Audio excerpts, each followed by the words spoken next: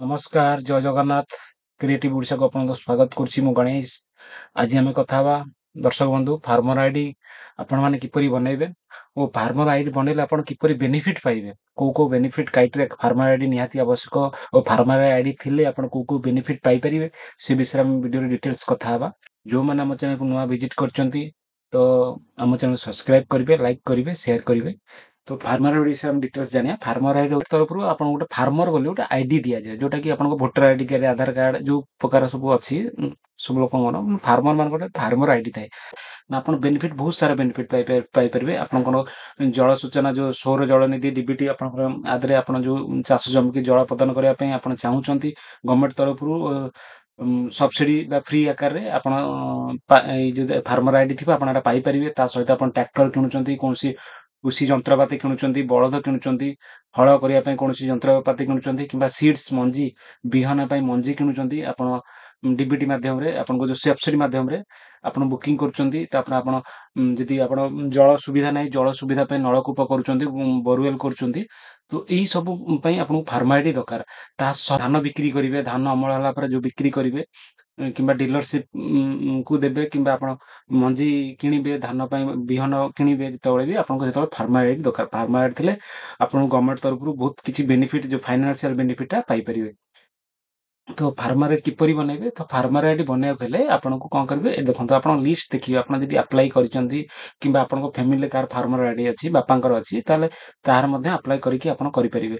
तो आपन farmer ID list देखि परिबे। फार्मर आईडी आपन एटी लिस्ट चेक करि परिबे आपन लिस्ट अछि कि नै आपन चाहे मध्ये आपन जदि अप्लाई करथिबे आपन लिस्ट एटी चेक करि परिबे। ऑप्शन रहउजे आपन डिस्ट्रिक्ट सिलेक्शन करिवे ब्लॉक सिलेक्शन आपन को ब्लॉक सिलेक्शन करिवे आपन ग्राम पंचायत सिलेक्शन करिवे आपन को विलेज सिलेक्शन करिवे एटी स्टेटस चेक करिवे जेनेट हेछि कि पेंडिंग अछि जे अप्लाई करछन पेंडिंग अछि रिजेक्ट अछि आपन मध्ये एटी देख परिवे पेंडिंग थिले पेंडिंग ऊपर देखि परिवे आपन आ जदि रिजेक्ट थिबो आपन रिजेक्ट मध्ये देखि जनरेटेड हेछि ना नै नथिला आपन पेंडिंग रे चेक करिवे। एप्लिकेशन कोड आपन से कोड टाको एठी आपन देबे जहां लिखा हेछि सेम टू सेम देखि आपन एटी सर्च ऊपर क्लिक करिवे। सर्च ऊपर क्लिक कला परे आपनकर जो ब्लॉक डिस्ट्रिक्ट मारि थिबा हम ग्राम पंचायत जो जगह आपन रहउचंती जो ग्राम पंचायत बिलोंग करचंती से जगह डिटेल्स भरले जति कि फार्मर आईडी थिबो सब पळे आसीबो तांको ना आसीबो तांको ना फार्मर को ना तांको बापा को ना विलेज सब विलेज देख परिबे आपन एठी आपन देखि परिबे सब आपन मेल फीमेल एठी सब देख परिबे आपन अछि जदि आपन यूज करि परिबे जदि नाही आपन याद लिस्ट रे आपन जदि अप्लाई करिसंती नाही एठी आपन पेंडिंग ऊपर मध्ये देख पेंडिंग रिजेक्ट ऊपर आपन देखंतु एटा आपन पेंडिंग रिजेक्ट जो माने रिजेक्ट हेछि कि पेंडिंग हेछि आपन एठी देखि परिबे चेक करि परिबे फार्मर ना तांको बापा का ना लिखा हेछि सीरियल नंबर अछि को रीजन पेंडिंग आपनकर कोन पई इनवैलिड अकाउंट इनवैलिड अछि पेंडिंग अछि आपन पेंडिंग अछि रिजेक्ट हेतले कोन पई रिजेक्ट अछि आपन एटे अपडेट हेइनी कि बैंक खाता अपडेट हे नाही कि आईएफएससी कोड मिसमैच होछि कि अकाउंट नंबर आउ जनकर ना रे अछि आपन एटा वेरीफाई करि पारे देखि पारे। ब्लॉक एग्रीकल्चर ऑफिसर जे रहउछि ताको पाखु जाई कि आपन एटा अप्लाई करि कि आपन पेंडिंग टा क्लियर करि पारे जे रिजेक्ट हेछि आपन आउथरा अप्लाई करि परिबे नले आपन को आवेदन करिया गेले आपन सभा केंद्र सीएससी आ मु आपन ऑफलाइन भी आवेदन होउछि जेटा मु आपन आगु को वीडियो रे कहबी जोटा कि ऑनलाइन रे आवेदन हो नाही जोटा कि आपन ऑनलाइन आवेदन करे फार्मर आईडी रजिस्ट्रेशन लिखा हेछि रजिस्ट्रेशन ओटा सेही माने ही लॉगिन करि परिबे जाहा को पासवर्ड आईडी दिया हेछि जोटा कि गवर्नमेंट अथॉरिटी जो माने से माने अप्लाई करि कि आपन फार्मर आईडी तयारी करि परिबे जोटा कि ब्लॉक एग्रीकल्चर ऑफिसर को पाखे थाए एठू आपन लॉगिन करके आपन से माने जनरेट करि परिबे। तो आपन को ए सब सुविधा रहउछि जदि आपन निजे अप्लाई करिया चाहउछन मु एठी आपन फार्मर टेस्ट करि परिबे सर्च लिस्ट करि परिबे मध्ये एठी। तो एठी आपन बिहन किनिया पय जो प्रक्रिया होछि केबुटु आरंभ होछि आ को माने पाई परिबे कोन बिहन मिलुछि आपन रबी फसल पय कोन ए विषय रे कृषक माने एठू डिटेल्स जानि परिबे। एठी आपन ईयर मार देबे और कोन खरीफ रबी फसल करिवे खरीफ फसल करिवे कोन करिवे एठी आपन बीरी करिवे रागी करिवे मुग करिवे एठी सर्च करिवे आपन डिटेल्स जानि परिबे। बरगड़ जे केते कोन अछि अनुगुल केते कोन अछि आपन डिटेल सब डिस्ट्रिक्ट रे पळि आसीबो प्राइस केते अछि एठी आपन बिहन रो रेट केते रहउछि एठी सब आपन जानि परिबे नोटिस पढि परिबे ए सुविधा रहउछि। तो आपन जे फार्मर आईडी अप्लाई करिया गेले ई सब फार्मर आईडी थिले आपन ई सब बेनिफिट पाई परिबे। जे फार्मर नाही त आपन कोन करिवे त आपन गूगल क्रोम रे कोन करिवे सर्च करिवे फार्मर रजिस्ट्रेशन फॉर्म लिखिवे हां फॉर्म लिखला परे आपन को ई जो फर्स्ट लिंक আছে फर्स्ट लिंक ऊपर क्लिक करिवे क्लिक कला परे आपन को एपरि भाबे ଗୋଟେ फॉर्म पाई जिवे आपन देखंतु फार्मर रजिस्ट्रेशन फॉर्म आपन डाउनलोड करी प्रिंट आउट बाहर करदे प्रिंट आउट बाहर कला परे कोन करिवे ଏଠି ଲେଖା ଦେଖନ୍ତୁ ଫାର୍ମର ରେଜିଷ୍ଟ୍ରେସନ ନମ୍ବର, ଯୋଉଟା କି ଆପଣଙ୍କ ପାଖରେ ନାହିଁ ବର୍ତ୍ତମାନ। ଏଟାକୁ ଆପଣ ଛାଡ଼ିଦେବେ, କିଛି କରିବା ଦରକାର ନାହିଁ ଏଇ ଜାଗାଟାକୁ। ଏଟା ଯେତେବେଳେ ଆପଣ ସବମିଟ କରିବେ ସେତେବେଳେ ସେ ଲେଖିବେ ଫାର୍ମର ରେଜିଷ୍ଟ୍ରେସନ ନମ୍ବର ଲେଖିବେ। ତ ଆପଣ କରିବେ କଣ, ଏଠି 2 ନମ୍ବର ଡିଷ୍ଟ୍ରିକ୍ଟ, ଆପଣ ଡିଷ୍ଟ୍ରିକ୍ଟ ଲେଖିଦେବେ, ଆପଣ ଏଠି ବ୍ଲକ ଲେଖିଦେବେ। ତାପରେ ଆପଣଙ୍କର ଗ୍ରାମ ପଞ୍ଚାୟତ ୱାର୍ଡ, ଆପଣ ଯଦି ଗାଁ ରହୁଛନ୍ତି ଗ୍ରାମ ପଞ୍ଚାୟତରେ, ଯଦି ସହର ରହୁଛନ୍ତି ଆପଣ ୱାର୍ଡ ସଂଖ୍ୟା ଲେଖିପାରିବେ। ଏଠି ଆପଣଙ୍କ ଭିଲେଜ ନାଁ ଲେଖିବେ। ତ ଆପଣ ପିନକୋଡ ଆପଣଙ୍କର ଯାହା ଅଛି, ଆପଣ ପିନକୋଡ ଯାହା ଅଛି ଆପଣ ଏଠି ଲେଖିଦେବେ, ପିନକୋଡ ଯାହା ଲେଖିଦେବେ ଏଠି। ତାପରେ ଆପଣଙ୍କର ହେଡ୍, ଆପଣ ଯିଏ ହେଡ୍, ଆପଣଙ୍କ ବାପା ଅଛନ୍ତି ଘରେ, ଆପଣ ଫାର୍ମର କରୁଛନ୍ତି, ଯିଏ ହେଡ୍ ଅଛନ୍ତି ତାଙ୍କ ନାଁ ଲେଖିବେ ଏଠି। ତାଙ୍କ ନାଁରେ ହିଁ ହବ ଫାର୍ମର ଆଇଡି। ତାଙ୍କ ନାଁ ଲେଖିବେ, ତାଙ୍କ ଜେଣ୍ଡର ଲେଖିବେ, ମେଲ୍ ଫିମେଲ୍ ଏଠି ଆପଣ ଚୁଜ୍ କରିବେ। ମେଲ୍ ଲେଖିବେ, ଯେ ଫିମେଲ୍ ଠିକ୍ ମାରିବେ। ତାପରେ ଆପଣ କାଟାଗୋରୀ କଣ, ଏସସି ଜେନେରାଲ, ଏସସି କି ଏସଟି କି ଜେନେରାଲ ଆପଣ ଚୁଜ୍ କରିବେ। ଏଠି କାଟାଗୋରୀ ଆପଣ ଠିକ୍ ମାରିବେ, ଏଇ ଜାଗାରେ ଫାଙ୍କା ଜାଗାରେ ଠିକ୍ ମାରିବେ ସବୁ। ଠିକ୍ ମାରିଲା ପରେ ଆପଣ ଡେଟ୍ ଅଫ୍ ବାର୍ଥ ଏଠି ଡେଟ୍ ଲେଖିବେ, ଆପଣଙ୍କ ଡେଟ୍ କୋଉ ଡେଟ୍ରେ ଜନ୍ମ ହୋଇଛନ୍ତି, ମନ୍ଥ, ଇୟର, ଆପଣ ଲାଷ୍ଟ ଇୟର ଟୁ 2ଟା ଡିଜିଟ୍ ଲେଖିଦେବେ। ଆପଣ ଏଜ୍ ଲେଖିବେ ଏଠି, କେତେ ବର୍ଷ ହେଲା ଆପଣଙ୍କ ଏଜ୍ ଲେଖିବେ ଏଠି। ଏଥିରେ ଆପଣଙ୍କ ବାପାଙ୍କ ନାଁ, କିମ୍ବା ଯଦି ଲେଡିସ୍ ଆପ୍ଲାଏ କରନ୍ତି ହଜବେଣ୍ଡଙ୍କ ନାଁ ଲେଖିବେ ଏଠି। ତାପରେ ଭୋଟର ଆଇଡି କାର୍ଡ ଅଛି, ତାଙ୍କ ଭୋଟର ଆଇଡି ନମ୍ବର ଲେଖିବେ ଏଠି, ତାଙ୍କର ଆଧାର ନମ୍ବର ଲେଖିବେ। ତାପରେ ଏଠି ତାଙ୍କ ମୋବାଇଲ ନମ୍ବର ଦେବେ, ଯିଏ ଆପ୍ଲାଏ କରୁଛନ୍ତି ତାଙ୍କ ମୋବାଇଲ ନମ୍ବର ଦେବେ।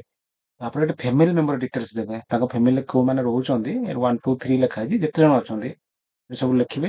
ଫ୍ୟାମିଲି ସହିତ ହେଡ୍, ଯିଏ ହେଡ୍ରେ ଅଛନ୍ତି, ଯିଏ ଆପ୍ଲାଏ କରୁଛନ୍ତି, ତାଙ୍କ ସହିତ ରିଲେସନ କଣ, ତାଙ୍କର ମୁଖ୍ୟ ଯିଏ ଅଛନ୍ତି ଘର, ତାଙ୍କ ସହିତ ଏମାନଙ୍କର ରିଲେସନ, ଯାହା ନାଁ ଲେଖା ହବ ତାଙ୍କର ରିଲେସନ କଣ, ଏଜ୍ କେତେ, ଏଠି ଆପଣଙ୍କୁ ଲେଖିବାକୁ ପଡିବ। ତାପରେ ଫାର୍ଷ୍ଟ ପେଜ ସରିଲା ପରେ ସେକେଣ୍ଡ ପେଜ ଆପଣ କଣ କରିବେ, ଏଠି ଆପଣ ବ୍ୟାଙ୍କର ଡିଟେଲ୍ସ ଦେବେ।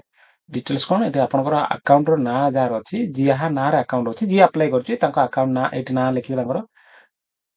ତାପରେ ଆକାଉଣ୍ଟ ନମ୍ବର ଲେଖିବେ, ଆପଣଙ୍କର ଆକାଉଣ୍ଟ ନମ୍ବର, ଯୋଉ ବ୍ୟାଙ୍କ ଆକାଉଣ୍ଟ ନମ୍ବରଟା ଏଠି ଲେଖିବେ, ଭଲ କ୍ଲିୟର ଭାବେ ଲେଖିବେ। ତାପରେ ବ୍ୟାଙ୍କର ନାଁ ଲେଖିବେ, ବ୍ରାଞ୍ଚ ନାଁ ଲେଖିବେ, ଆଇଏଫସି କୋଡ୍ ଲେଖିବେ। ଆଇଏଫସି ଫାର୍ଷ୍ଟ ପେଜରେ ସବୁ ପାଇଯିବେ ଆପଣ। ଲେଖିଲା ପରେ ଏଠି ଆପଣ ଏଇ ଅଣ୍ଡରଟେକିଂଟା ପଢିବେ। ଅଣ୍ଡରଟେକିଂ ପଢିକି ଆପଣଙ୍କର ଟିପ ଚିହ୍ନ ଦେବେ, କିମ୍ବା ସାଇନ୍ କରିପାରିବେ। ଆପଣ ସାଇନ୍ ନ କରିପାରିବେ ଟିପ ଚିହ୍ନ ଦେଇପାରିବେ। ତ ଏଇ ସବୁ ଏଇଟା ପଢିଦେବେ, ଆପଣଙ୍କର ଯାହା ଲେଖା ହେଇଛି, ଗୋଟେ ଅଣ୍ଡରଟେକିଂ ଲେଖା ହେଇଛି।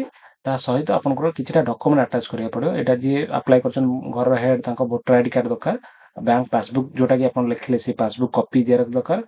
ତାପରେ ଏଇ ଦିଟା ଡକୁମେଣ୍ଟ ଦରକାର। ଆଉ ଦିଟା ରହୁଛି କାମ, ଯୋଉଟା ଅଫିସିଆଲି ୟୁଜ ଫର୍ମ ରହୁଛି, ସେଟା ଅଫିସିଆଲି କରିବେ। ଆପଣଙ୍କୁ ରିସିପ୍ଟ ଦେବେ, ଗୋଟେ ଆପଣଙ୍କ ଡେଟ୍ ମନ୍ଥ ଲାଗି ରିସିପ୍ଟ ଦେବେ, ଆପଣଙ୍କ ରିସିପ୍ଟ କଲା ବେଲେ ସେ ଲେଖିକି ଦେବେ।